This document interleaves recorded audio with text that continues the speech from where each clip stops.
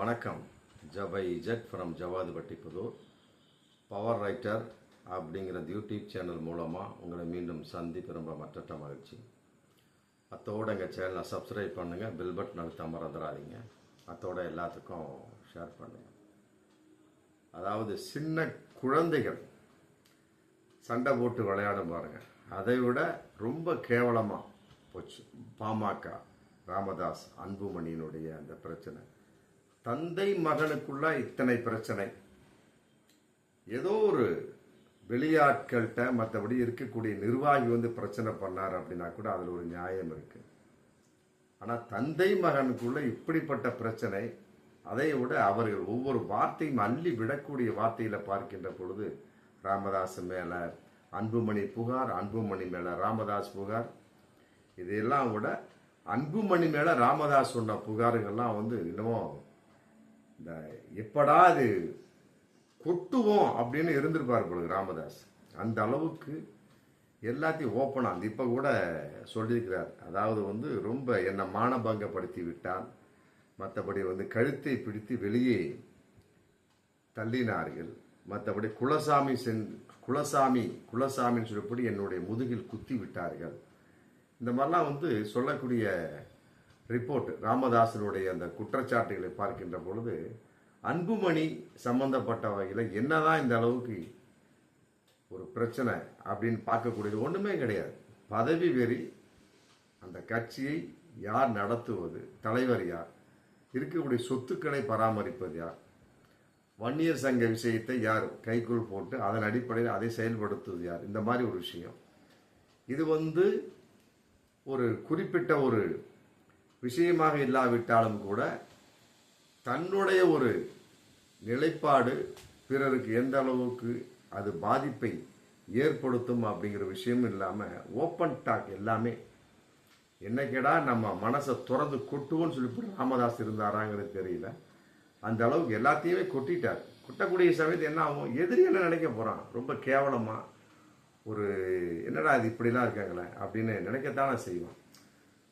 எல்லா கட்சியுமே கேட்டது என்ன சொல்லிட்டாங்க, பிசிகே முதற்கொண்டு ஐயா திருமாவளவன் சொல்லிட்டார். அப்ப அது உட்கட்சி விவகாரம், எங்களுக்கு தெரியாது.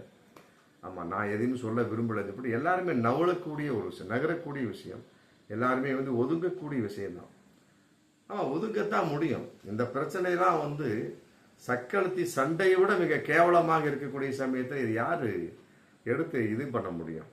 அதான் இப்ப சமீபத்தில் பாருங்க, அற்புதமான ஒரு வழக்கறிஞர் பாலு ரொம்ப நாளா இருந்தார், சமூக நீதி பேரவை தலைவராக இருந்தார். இன்னைக்கு அவரையும் நீக்கிட்டார் ராமதாஸ்.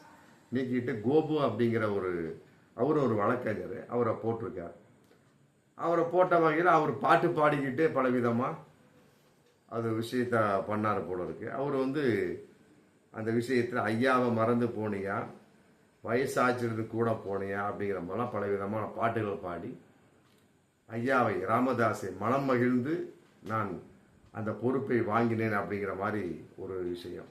பாட்டு பாடுற அளவுக்கும் மற்றபடி ஒரு வக்கீல் ஒரு எதிர்ப்பாக தன்னுடைய கருத்தை சொல்லாமல் இந்த மாதிரிலாம் ஒரு ஏதோ நாடகத்தனமாக சினிமாத்தனமாக நடந்து கொள்கிறார் அப்படின்னா அப்புறம் அவருடைய ஒரு அனுபவத்தின் வெளிப்பாடு ஒரு புறம் இருந்தாலும் கட்சியோட நிலைப்பாடு என்ன அப்படிங்கிற விஷயம் இருக்கு. என்ன இதுல வர ஒரு 14 பஞ்சாயத்துகள் நடந்துதான். அதை ராமதாஸ் சொல்றார். நான் தைலாபுரத்துல இருந்தப்ப என்ன அன்புமணி கான்செப்ட் என்னோட அடிப்படையில் 14 பஞ்சாயத்துக்கள் நடந்தது. மற்றபடி பொதுச் செயலாளர் ராவணனை கூட இன்னைக்கு எங்கே காணவில்லை அப்படிங்கிற மாதிரி போயிட்டு இருக்கு. அவரை கண்டுபிடிச்சு கொடுத்தீங்கன்னா நான் 100 ரூபாய் கொடுக்குறேன் அப்படின்னு இன்னைக்கு ராமதாஸ் சொல்றார். என்ன ஒரு உண்மை புரியல. இதெல்லாம் எதுக்கு வெளிப்பாடு? அதாவது கட்சியில இருக்க வேண்டியதான், சில விஷயங்கள் இருக்க வேண்டியதான், அதன் அடிப்படையில பேசிக்கிட்டு அதுக்கு தகுந்த மாதிரி என்ன வார்த்தைகளோ பேசிக்கிட்டு ஒரு டீசெண்டா போயிட. திமுகவில் கூட இருந்ததுதான். ஏன் இப்ப சமீபத்துல பதவி ஒரு கான்செப்ட் நீயா நானாங்கிற விஷயத்த பாஜக வந்தது. மோடியை கூட ஒரு குறிப்பிட்ட வயசு ஆகி போச்சு, அவர் ஓரம் கட்டிடலாம் அப்படின்னு வச்சாங்க. அப்புறம் அதுக்குள்ள அவங்களுக்குள்ள ஒரு காம்ப்ரமைசேஷன் நடந்து மற்ற ஷோ மோடி ரன்னிங் பண்ண விட்டாங்க. அப்படியே போயிட்டு இருக்கு. அமித்ஷாவுக்கும் மற்ற ஆர்எஸ்எஸ்க்கும் சில கருத்து வேறுபாடுகளும் வந்தது. அதையெல்லாம் அவருக்கு தாண்டி இன்னைக்கு நல்லபடியா போயிட்டு தான் இருக்கிறாங்க. எல்லா கட்சியிலும் வரக்கூடிய விஷயம்தான். ஆனால் இது ரொம்ப கேவலமாக, ஆமாம், அது அடிமட்டத்தில் ரொம்ப ஒரு விஷயம் இல்லாமல் தங்களுடைய ஒரு கருத்துக்களை எவ்வாறு மக்கள் முன்னால் வைக்க வேண்டும்ங்கிறதே தெரியாமல் ராமதாஸ், அன்புமணி அந்த பிரச்சனை ரொம்ப கேவலமாக போயிட்டு இருக்கு. அப்படிங்கிறப்ப அடுத்து கூட்டணி அப்படிங்கிற கான்செப்ட் எப்படி கூப்பிடுவாங்க, அது ஒரு மிகப்பெரிய ஒரு நிலைப்பாடு இருக்குல்ல. இதான் இப்போ மதுரைக்கு வந்த அமித்ஷா சொல்லிட்டு போயிட்டார். ஆமாம், அடுத்து நான் வருவேன், 3வது தடவையாக நான் வருவேன், பாமக ரெடியாக இருக்கணும்னு போட்டு போட்டிருக்கார். இதுக்கு தூதுவர்களாக சைதை துரைசாமி, அப்புறம் இவர் ஆடிட்டர் குருமூர்த்தி எல்லாம் போயிருக்கிறாங்க. 3 மணி நேரம் பேசியிருக்கிறாங்க. மிரட்டல் துணியிலும் பேசியிருக்கிறாங்க, அன்பாகவும் பேசியிருக்கிறாங்க, மற்றபடி வேறு விதமாகவும் பேசியிருக்கிறாங்க. ஆமாம், எதற்கும் ஒப்புக்கொள்ளாமல் அப்புறம் அவங்க 3 மணி நேரம் பேசிட்டு வெளியே வந்துடுறாங்க. வந்த சமயத்தில் என்ன பண்ண முடியும்?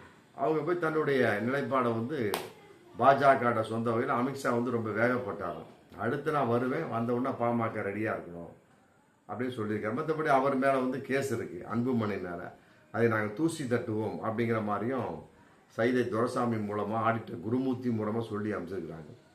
அப்போ அன்புமணியை பொறுத்த வரைக்கும் எப்படி இருந்தாலும் பாஜகவோடு கூட்டணி வைக்கணுங்கிற கான்செப்ட், ராமதாஸை பொறுத்தவரை அதிமுகவோட கூட்டணி வைக்கிற கான்செப்ட், இப்படி இருக்கக்கூடிய சமயத்தில் ஆல்ரெடி அங்கே தேமுதிக அந்த வகையில் தாவேக்காவோட அதிமுக விட்டலாம் அப்படிங்கிற விஷயம் போயிட்டு இருக்கு. தாவேக்காவை பொறுத்த வரைக்கும் எடப்பாடி சொல்லிட்டார், தேமுதிக எங்களோட கூட்டணி இருந்து கொண்டிருக்கிறான்னு கூட சொல்லிட்டார். ராஜ்யசபா சீட்டை கொடுக்கல, இருந்தாலும் ஒரு சீட்டை நாங்கள் 2026 கொடுப்போம் கூட சொல்லி அப்படியே தாஜா பண்ணிட்டு அப்படியே எடப்பாடி அறிவிச்சிட்டார். அதையும் பிரேமலதா அம்மையார் பல கூட்டங்களில் நடந்து கொண்டிருக்கக்கூடிய அந்த பொறுப்பாளர் நியமன கூட்டத்தில் கூட சொல்கிறார். 2025ன்னு சொன்னாங்க. ஆமாம், கையெழுத்துலாம் போட்டு கொடுத்துருக்காரு. நான் காட்ட விரும்பலை, 2026 பார்ப்போம், இல்லைட்டா அந்த அவர் கையெழுத்து போட்டு கொடுத்த கடிதத்தை நான் காட்டிடுவேன் அது போட்டு இப்போ தான் பிரேமலதா அம்மையார் வீரமான ஒரு வசனத்துக்கு வந்திருக்கிறாங்க. இது வரைக்கும் மூடி மறைச்சு சில விஷயமா அப்படி அமைத்து தான் கொண்டு போக முடியும்.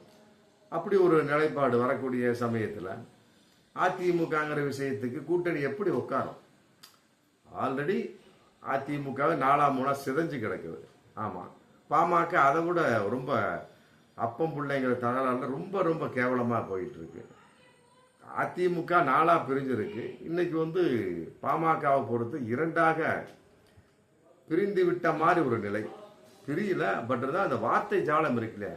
ராமதாஸ் ஒரு புதிய நிர்வாகி நீக்கிட்டு புதுசாக நியமிக்கிறார். இவர் என்ன பண்றாரு, நீக்கப்பட்டது செல்லாது, பழைய நிர்வாகி செயல்படுவார் அப்படின்னு இவர் இப்படி குழப்பம் பண்ணிட்டே இருந்தாங்கன்னா அப்புறம் கூட்டணிக்கு யார் வருவார் அப்படிங்கிற பகிரங்கமான ஒரு கேள்வி இருக்கு. அப்படியே வந்தாலுமே யாரு அதை ஏற்று மக்கள் போடுவாங்க ஓட்டு?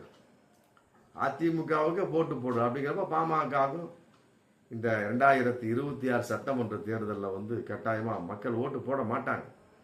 அந்த அளவுக்கு இந்த பிரச்சனையை ரொம்ப மூடி மறைச்சு அப்படியே கொண்டு போகக்கூடிய விஷயம். அம்மாவும் தன்னுடைய பெற்ற தாயை நோக்கி அவர் பாட்டிலால் அடித்தார், அதெல்லாம் சொல்லிட்டார். அதெல்லாம் ஒரு ஆத்திரத்தின் வெளிப்பாடு அப்படின்னு சொல்லியிருந்தாலுமே கூட தன்னுடைய அந்த தலைமை பொறுப்பை, தலைவருங்கிற கான்செப்ட் விட்டுவிடக்கூடாதுன்னு சொல்லியிருந்தாலுமே கூட, தன் மீது ஒரு பரிதாப உணர்வு வர வேண்டும் சொல்லியிருந்தாலுமே கூட ராமதாஸ், பட் அது வெளியே பார்க்கக்கூடிய சமயம் என்னடா இது இப்படி இருக்கு, இந்த கட்சிக்கு எவன்டா ஓட்டு போடுவான் அப்படிங்கிற மாதிரி இன்னைக்கு ஒரு சூழல் இருக்கும் பட்சத்தில் அப்புறம் எப்படி அந்த உட்காரம் அதுலேயே சில விஷயம் சொல்லியிருக்கிறார். மற்றபடி நார்மலாக நாங்கள் என்னென்ன சீட்டு கேட்குறோமோ, எந்தெந்த நாங்கள் விருப்பப்பட்டு கேட்குறோமோ அந்த தொகுதியை எங்களுக்கு கொடுங்க, மற்றபடி ராஜ்யசபா சீட்டும் கொடுங்க அப்படின்னு சொல்லிட்டு பலவிதமாக ஒரு பேச்சு நடந்து விட்டதாகவும் இன்னைக்கு ஒரு தகவல் போயிட்டுருக்கு. ராமதாசனுடைய ஒப்புதல் அடிப்படையில் எப்படி நடந்தாலுமே சரிங்க, பாமகவினுடைய முந்திய அந்த கௌரவத்தனமான அந்த சமூக போராளித்தனமான அந்த பேனர் சிதைந்து விட்டதுன்னு நம்ம சொல்ல முடியும். ஆமாம், அப்பம்புள்ள தகராறு ஒரு பக்கம் இருந்தாலுமே கூட இவர்கள் கட்சிக்காகவாது வாய் அடக்கமாக இருந்திருந்தால் நன்றாக இருந்திருக்குமோ அப்படிங்கிறதான் நம்ம நினைக்க தோணுது. பார்ப்போம் மீண்டும் அடுத்த வீடியோ. நன்றி.